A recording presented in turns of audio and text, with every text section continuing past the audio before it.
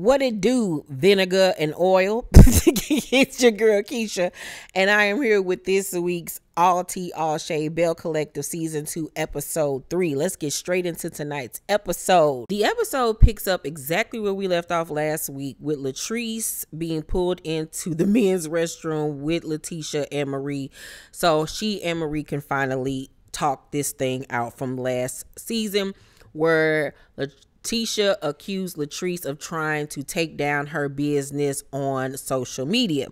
So when they get into the bathroom, Leticia tells Marie that Latrice actually talked to whoever these people were that was trying to expose Marie and told them that wasn't cool and to stop, and that she didn't want any parts of it, apparently. Marie was like, I'm sorry. So then Leticia, girl, all these damn names. Latrice was like, what would I gain from that? Like, I didn't have anything to do with it. And Marie is like, it could end right there, because she didn't want to hear it. Apparently, she told Leticia that I will only talk to her if she admits to what she did. And when she said that she didn't want to have the conversation anymore, because she felt like Latrice was lying. And Latrice at this point started going off, because Marie is trying to leave the bathroom with an attitude. And Latrice was like, I ain't gonna babysit no grown bitch feelings. And I was like, okay, Latrice, okay, you've been waiting to say that, honey. So Marie and Leticia end up arguing, and Marie says to Leticia that she backpedaling or whatever off what they agreed on before Latrice came into the bathroom. And Marie bogarts her way out the door. And then in the hallway, Leticia was like, she said she didn't do it. And Marie was like, she said she didn't have anything to do with it, but we all know she did. She just as guilty as everybody else. So at this point, Akisha is still judging and shaking her head in her Gumby green outfit, and she decides to leave, honey. So she leaves. So Latrice at this point heads back to the table, and Leticia and Marie are alone. And Leticia says to Marie, I wouldn't do this to you. I tried to let so much slide, but I wouldn't have done you like this. And I agree. Like, Marie was being a horrible friend at that point, because you knew going into the event that Latrice is gonna be there. There wasn't no shock to you. You knew. So the fact that you couldn't compose yourself for an hour or whatever and pay this lady dust, like, girl, grow up. But you signed up for a second season to do a whole show with her, knowing you were going to have to interact with her. Like, so I'm not understanding this. And at the end of the day, Leticia's supposed to be one of your best friends. Why would you do her like that? Why would you embarrass her like that? Disregard her feelings, show out, and do all of this extra shit? Like, girl, sit down. So Marie was like, when she owns it, we can move forward. But until then, I ain't got nothing to say.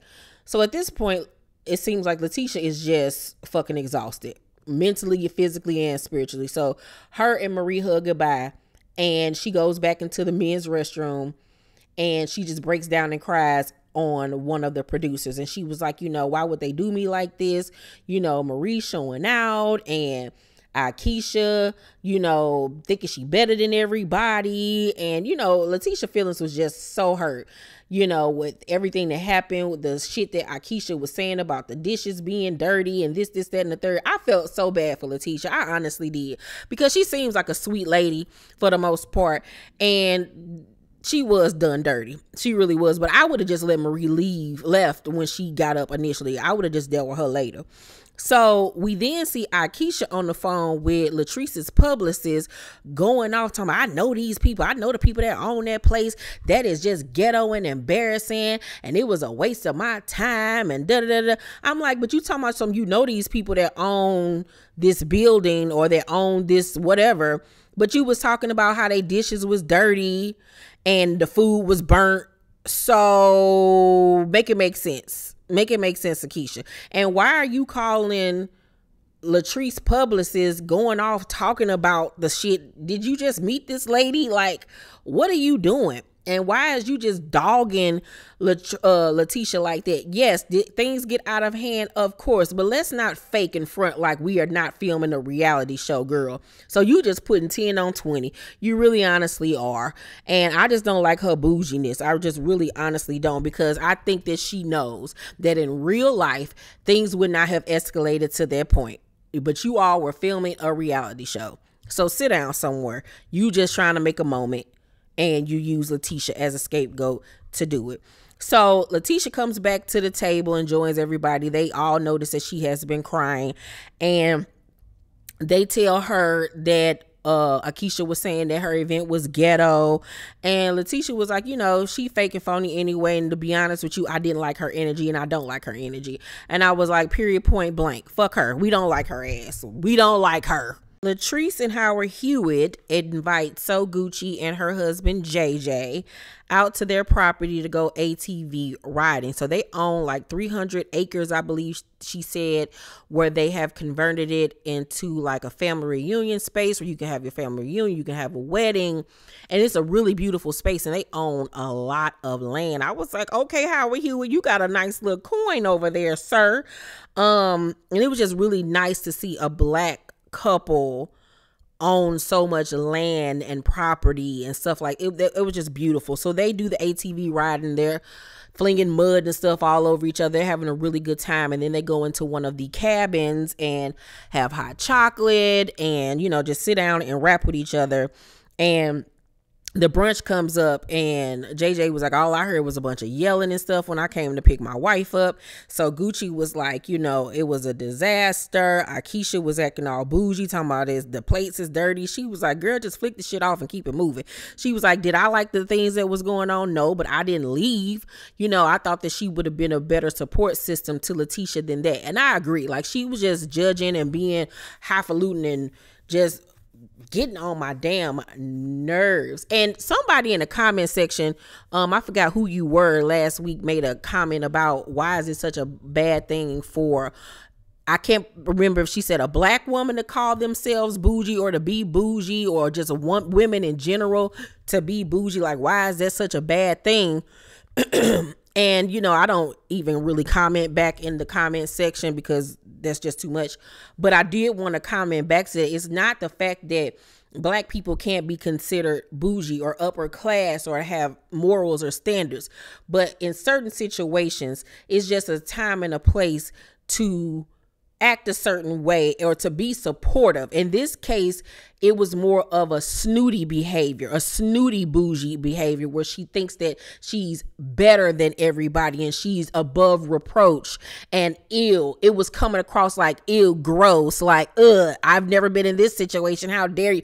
That's the way it was coming across to me. And that's why I called her bougie. It was with the negative connotation of the bougie aspect, not the positive connotation of being bougie. Hell, I'm bougie. It's certain shit that I just don't like to participate in, but I'm not going to make other people feel bad about it.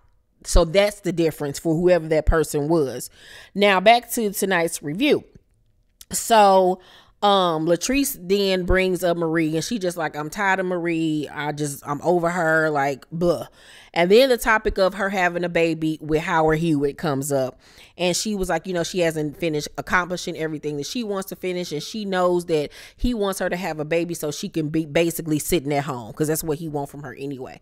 But she's not ready for that aspect of her life yet. And so in their confessional, Howard Hughes was like, don't end up like Tamara. And she was like, did this motherfucker really just say that? And I was like, yeah, he did. And she was like, I think if I don't give him a baby, it's gonna be, I think she said he's gonna be like sad or something like that, or upset.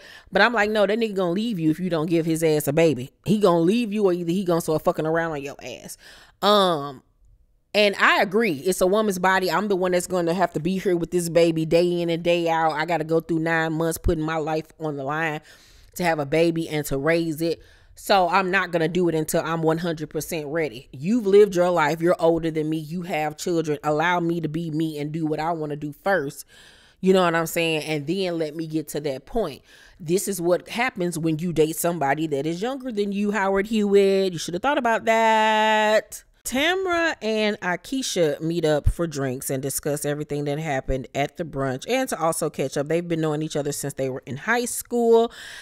And unfortunately, Tamara decided to revert back to her old ways and wear that god-awful pale pink lipstick that makes her teeth look buttery. I don't know why that lady continues and persists to wear this bubblegum pink lipstick like she is in the Babysitters Club. I just don't understand it. It's not flattering. Stop it, Tamara. You was doing so good this season.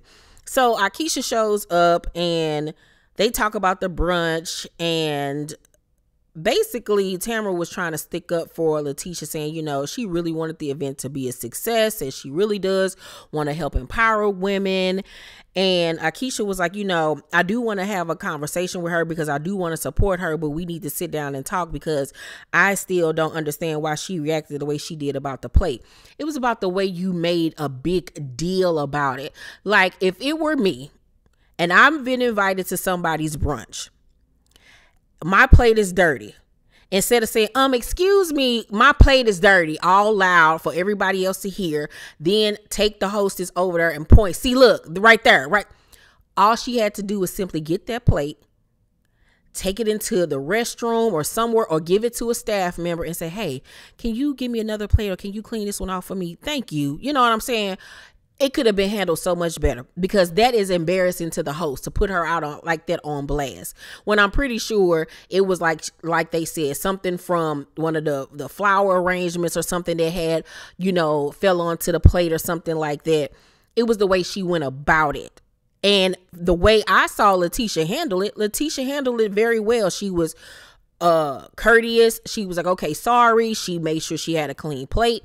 But she was annoyed. And then I feel like that could have slid with Leticia, but it was all the faces and stuff she was made. And then the fact that she found out that you was calling her event ghetto and this, that, and the third. Like, once again, like, we ain't on a reality show and shit don't happen. Like, so they then get to talking about having kids, because, you know, Tamara is trying to have kids with her long time on and off again boyfriend Damon. And Akisha lets us know that she had a really hard time giving birth. Her doctors told her that they didn't even think she'd be able to conceive a child. She had 7 conceptions that didn't go through, countless rounds of IVF and all these other fertility treatments and things.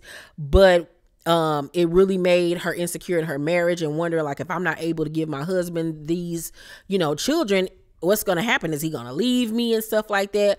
But thankfully, they were blessed with 2 children naturally. So that is a God-given blessing to them. I really feel sorry for her and that she had to go through all of that. And that's what be cracking me up about people, because you would just think when people go through hardships like that it would make them a little bit more understanding to other people and just to be nicer. You know what I'm saying? Marie is at home laid up on her couch because she has had a major lupus flare up, which really causes her not to be able to fend for herself. So she has to have help. And I don't know if she had the lupus flare up because she was stressed out, because that same day was her grandson's mom's funeral. Remember, she was murdered. So she's just going through a lot. Essie comes over to check on her and they sit down and talk. And Marie is just like, you know, business wise, my life is intact. I got that down packed, but my personal life is just basically up in flames. You know, she left her husband, even though he was a 2-time motherfucker. Then she over here raising her own children, taking care of her mama, taking care of her grandson and then other family members. And then also dealing with her lupus. You know, it's a lot. That's a lot on anybody. And she was like, you know, nobody is there for me when I need them. I hate when people say that, especially when they talking to somebody that's being there for them. Because I'm looking like, your best friend Essie is sitting right here right now. Like, that's like, what? Like, you don't see me sitting here, bitch.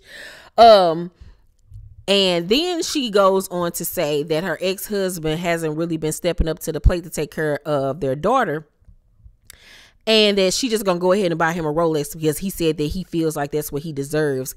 Since they not together no more, he should still be living the same lifestyle from when they were together. And Essie like, so you mean to tell me you gonna buy this motherfucker a Rolex to get him to be a father?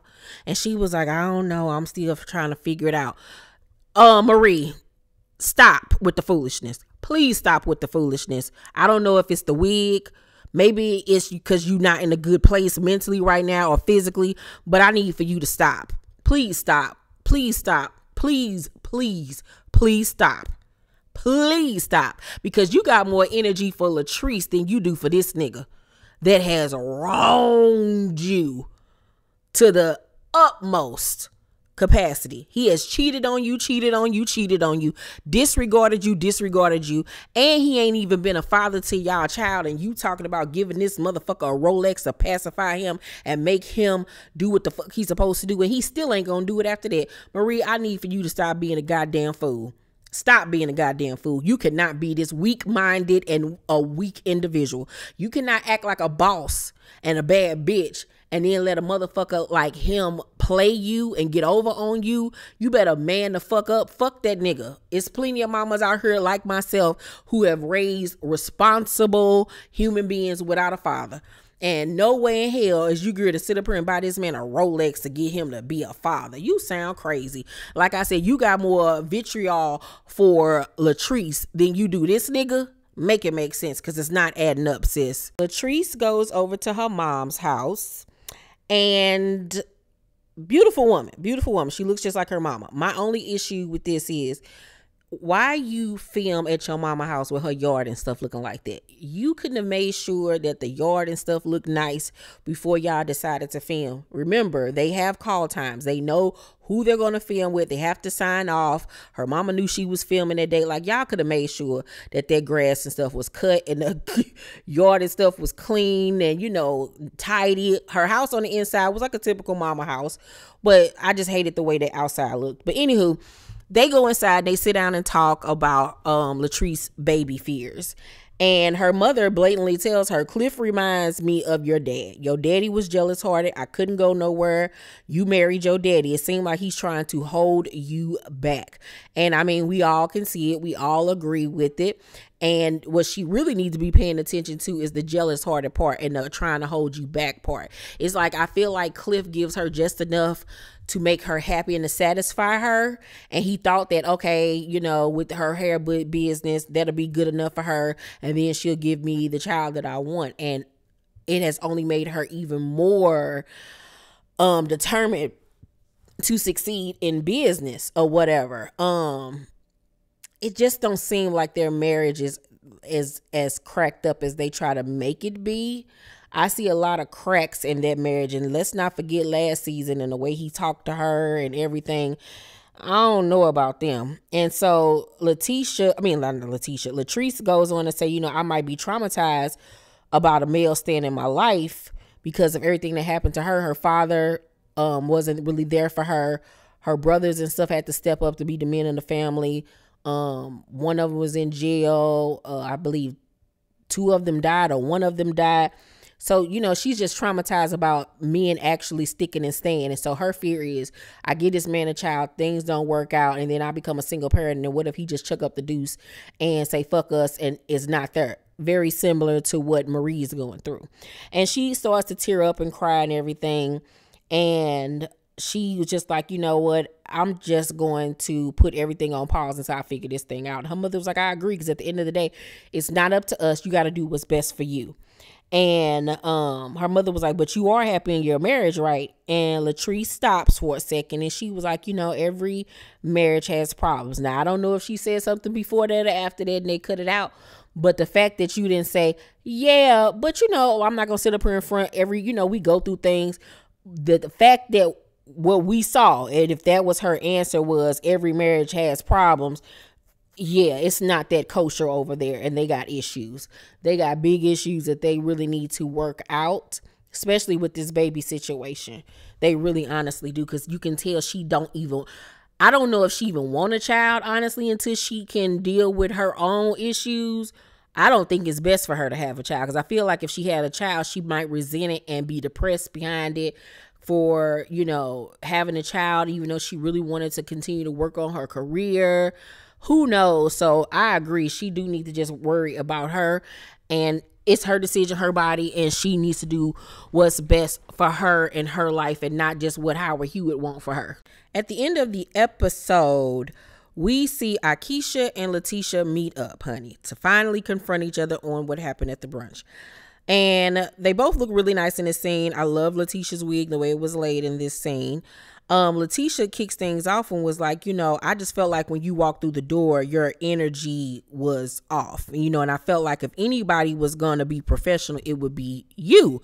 And we all can agree that her energy was off as soon as she walked through the door. She was judging. She even said it in her confessional that when she walked in there and saw that it was only about 7 to 10 women, it wasn't all of these prestigious people from Jackson, that she was disappointed and looking like, what? Like, so she was judging. Her energy was off.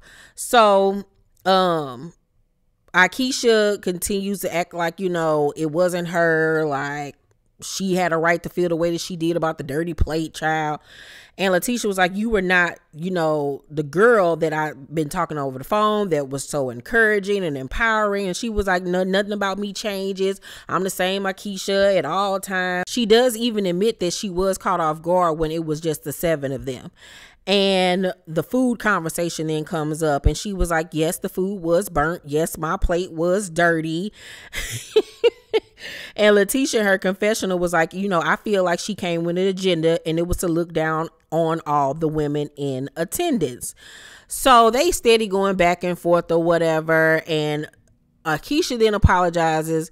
Leticia ends up apologizing, but then Akisha come back and says, but that still don't take away the fact that my plate was dirty. And then Leticia like, it still don't take away the fact that your energy was off. Child, obviously that this whole thing is a mask. It will not last that long. They ain't feeling each other at this point. It's obvious. So somehow, some way, they're able to get past that and continue the lunch or whatever. So Akisha ends up bringing up Damon and Tamara, and so Leticia is like, oh yeah, didn't you go to school with them? And she was like, yeah, we all went to school together. They've been together for so many years. And Leticia was like, do they call him greedy? And she was like, yeah, that's what we used to call him. She was like, what, you know him? And Leticia's like, yeah, I know him through a friend of mine. That's how, you know, I know him. So Akisha was like, I mean, what's going on with his friend? Like, I ain't never heard nothing bad about him. And Leticia just like shook her head like, girl, like, it ain't none of my business. And so that conversation kind of left it right there, because I was like, I hope Leticia ain't dumb enough to sit up here and tell this girl the tea on Damon before she even tells Tamara. But even her even saying that much already going to kick up some drama, because you know Akisha gonna go back to Tamara. Was like, Leticia was asking me about him and what is his nickname, and said that she know a friend, and that's how she was introduced. You already know that's how this whole situation about to be kicked off, and it's gonna cause a problem between her and Tamara. So I wish she could have finessed that situation totally different, but she ain't finessed it the correct way. And I just feel like she should have been went to Tamara about this. Like, you and Tamara have worked together. You have this girl doing your events. You should have been went to her one-on-one and said, hey, this is the tea. If you want to meet old girl, I can introduce y'all, but I just want to let you know because I don't want you to think I'm on no fake shit. So I can already see that the way Leticia is handling this situation is wrong, and it's going to end up blowing up in her face, and it's going to be a whole big ass problem. But this situation between her and Akisha is far from over. And yeah, I can't wait for next week's episode. Overall, this week's episode of Belle Collective, I'll give a B minus. I'm waiting for more things to kick off. It still seems like we're dealing with a lot of last season drama, sprinkled in with a little bit of new with this whole Aikisha situation. I'm just not feeling her really. I'm just really not feeling her at all. Let's talk down below in the comment section, you guys. Let me know what you thought about tonight's episode. Make sure to thumbs up this video, like, and subscribe. And don't forget, next week I am going on vacation from the 19th to the 23rd, so there will be no new reviews. I'm going to try to get some pre-recorded content up and loaded for you guys for when I leave, but don't hold me to it. Love you guys. Bye.